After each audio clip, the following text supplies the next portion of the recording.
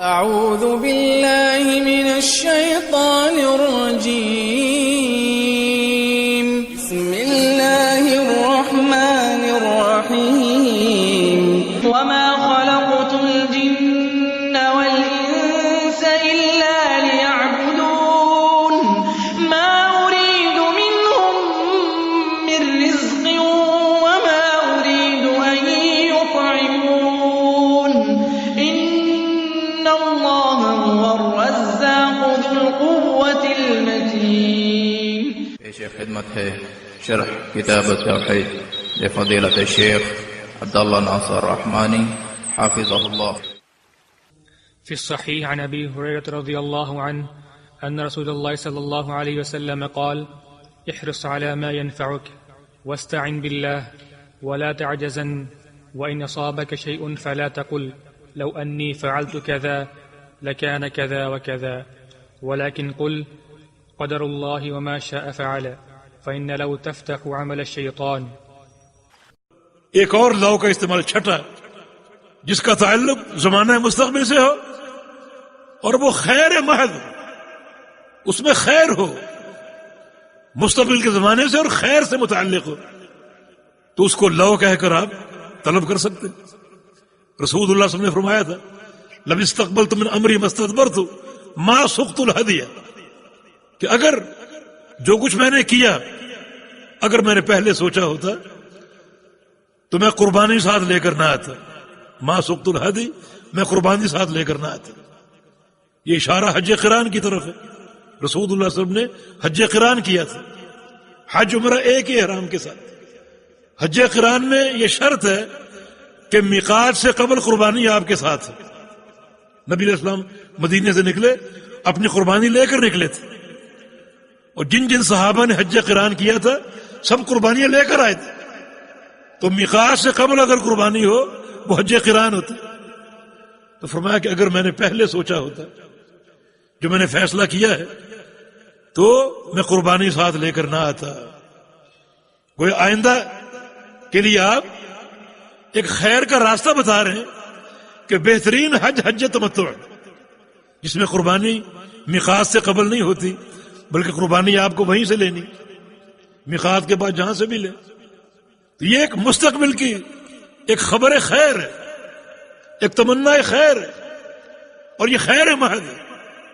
تو مستقبل کا ایسا حال یا ایسا امر جو صرف خیر ہی خیر پر مشتمل ہو، اس میں اگر کا لفظ استعمال کر سکتے، کیونکہ خیر جہاں بھی ہو اس کا حصول ایک شرعی مطلوب ہے. اس کا حصول شریعت کے منافی اور شریعت کے خلاف نہیں ہے. تو باب ما جاء فی اللو، لو کہنے کا حکم.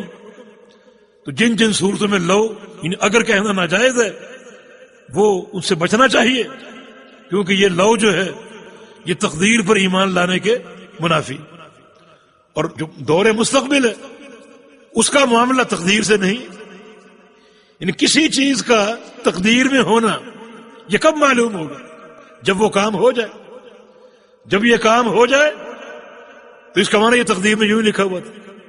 مستقبل کے حوالے سے تقدیر جو ہے وہ اللہ کا راز ہے، اسے کوئی نہیں جانتا الا یہ کوئی پیش گوئی ہو اللہ تعالیٰ کی طرف سے یا اللہ کے رسول صلی اللہ علیہ وسلم کی طرف سے. جیسے رسول اللہ علیہ وسلم کی حدیث ہے، آپ نے میدان احد میں فرمایا تھا کہ ھذا مصرع فلان، ھذا مصرع فلان غدا، ھذا مصرع فلان غدا. انشاءاللہ آپ نے باقاعدہ انگلی رکھی کہ کل یہاں فلاں کافر کی لاش گری ہوگی، اور یہاں فلاں کافر کی، یہاں ابو جہل کی، یہاں فلاں کی، یہاں فلاں کی. باقاعدہ آپ نے جگہوں کو نامزد کیا تھا. یہ کل کی خبر ہے اللہ تعالیٰ کی وحی کی روشنی میں. امیر عمر فرماتے ہیں اگلے دن جب معرکہ ختم ہوا تو میں نے باقاعدہ میدان بدر کا معائنہ کیا. نبی علیہ السلام نے جہاں اشارہ کیا تھا وہیں وہ کافر پڑا ہوا تھا، اس کی لاش پڑی ہوئی تھی. یہ خبر پر حق، تو ہم یہ کہہ سکتے ہیں نبی علیہ السلام کی خبر حق ہے، اور کل ایسا ہی ہوگا، یہی تقدیر میں لکھا ہوا. تو تقدیر کا پر ایمان کہ فلاں خبر تقدیر کی ہے یا نہیں یہ کب معلوم ہوگا؟ جب وہ کام ہو چکا ہو. ہم کہیں گے تقدیر یہی تھا، لیکن کل کے احوال کوئی نہیں جانتا. تقدیر اللہ کا راز ہے، سر اللہ، اللہ کا راز ہے، یہ پہلے معلوم نہیں ہو سکتا. نبی علیہ السلام ایک دن خطبہ ارشاد فرما رہے تھے، آپ کا نواسا حسن مسجد میں آ گئے چلتے چلتے گھٹنوں کے بل، آپ کو اس پر پیار آیا، آپ نے اتر کے اس کو اٹھا لیا، پھر فرمایا کہ ابنی ھذا سید، میرا یہ بیٹا سردار ہوگا، یہ بیٹا میرا سردار ہوگا. بل یصلح اللہ بہ بین طائفتین عظیمتین من المؤمنین، اور اللہ میرے اس بیٹے کے ذریعے دو بڑی جماعتوں میں صلح کرائے گا. دو بڑی جماعتوں میں صلح، یہ پیش گوئی ہے، یہ بیٹا سردار ہوگا. صحابہ نے اس حدیث سے جو پہلی چیز سمجھی وہ کیا تھی کہ نبی علیہ السلام کو اب تک بچوں کی وفات کے بڑے صدمے برداشت کرنے پڑے، تو کم از کم حسن بچپن میں فوت نہیں ہوگا، یہ جوان ہوگا، بڑا ہوگا، حتیٰ کہ سردار ہوگا، حتیٰ کہ دو جماعتوں کے درمیان صلح کرانے کے قابل ہوگا. یہ صحابہ کا فہم تھا اس حدیث سے. ایمان بالقدر، کیونکہ نبی علیہ السلام کی خبر حق ہے تو تقدیر میں یوں نہیں لکھا ہوا، لہذا ماضی میں جو کچھ ہو چکا اس پر تعصف، حسرت اور لو استعمال کرنا ناجائز ہے. لو استعمال کرنے کی جو جائز صورتیں ہیں ان کا تعلق زمانہ مستقبل کے لیے ہے، اور وہاں ہے جہاں حصول خیر مقصود ہو. حصول شر میں منع ہے، تمنا اگر باطل ہے پھر منع ہے. یہ بھی تمنا خیر کی ہے، یہ تمنا خیر کی ہے. موسیٰ اور خضر کے واقعے میں موسیٰ علیہ السلام اور خضر علیہ السلام وہ واقعہ معروف ہے، اس میں صرف 3 علمی حقائق کا علم ہوا بس. موسیٰ علیہ السلام بھی جلدی کر گئے اور خضر بھی جلدی کر گئے، اور پھر دونوں میں فراق ہو گیا. رسول اللہ صلی اللہ علیہ وسلم نے فرمایا لو صبر موسیٰ، اگر موسیٰ صبر کر لیتے تو ہمیں اور واقعات کا علم ہوتا اور حقائق کا علم ہوتا. یہ بھی طلب خیر کے تعلق سے ہے. تو لو کا استعمال اگر طلب خیر میں ہو تو جائز ہے، اگر طلب شر میں ہو، حسرت ہو، ندامت ہو، تقدیر پر اعتراض ہو، شریعت پر اعتراض ہو، تو پھر یہ باطل ہے.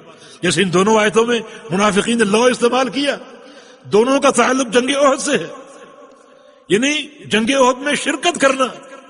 وہ اس پر ان کو اعتراض ہوا، اگر ہم نہ جاتے، شریک نہ ہوتے تو قتل نہ ہوتا. یہ باطل ہے، یہ لو باطل ہے. اور پھر یہ صحیح مسلم کی حدیث جناب ابو ہریرہ کی روایت سے کہ رسول اللہ صلی اللہ علیہ وسلم نے فرمایا احرص علی ما ینفعک واستعن باللہ ولا تعجزن، حرص کرو اس چیز کی تمہیں نفع دے، خواہ وہ دنیاوی معاملات ہو یا اخروی معاملات ہو. ایسا کام کرو یا شروع کرو جو نفع کا باعث ہے. جس کام میں نقصان نظر آ رہا ہے وہ کام نہ کرو، یہ شرعی مقاصد کے خلاف ہے. جان بوجھ کے ہلاکت، جان بوجھ کے خسارے کا راستہ اختیار کرنا مت کرو. یہ نبی علیہ السلام کی تاکید ہے، خواہ دنیا کے امور ہو یا آخرت کے امور ہو، صرف ان کاموں کی حرص کرو جو تمہارے لیے نافع ہو. وتعاونوا على البر والتقوى ولا تعاونوا على الإثم والعدوان واتقوا الله إن الله شديد العقاب.